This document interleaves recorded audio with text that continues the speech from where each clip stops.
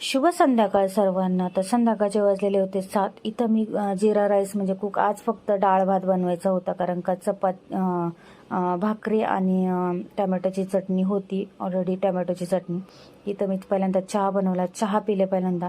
त्याच्यानंतरला आता फक्त डाळ बनवायची बाकी राहिली होती, तर चहा पिऊन घेतला. त्याच्यानंतरला तर डाळ भिजत घातली होती थोडीशी. तर मिक्स डाळीचं मी जे आहे ते म्हणजे मसाला डाळ बनवत असेल, तर तुम्हाला जर ह्याची रेसिपी हवी असेल ना, तर व्हिडिओच्या खाली ना मी एक छोटासा त्रिकोणी बाण असतो, त्याच्यावरती तुम्ही टच करा, त्याच्यावर तुम्हाला लॉंग व्हिडिओ भेटून जाईल.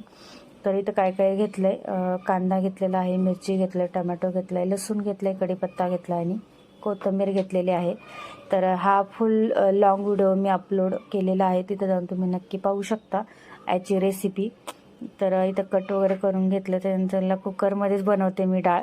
तर कुकरमध्ये डाळ आहे ना छान बनते आणि लवकर पण होते, झटपट, वेळ पण व्हायला जात नाही, गॅसही व्हायला जात नाही. तर पाहू शकता. तर तुम्ही कशात डाळ बनवता ते पण मला कमेंट्स करून नक्की सांगा.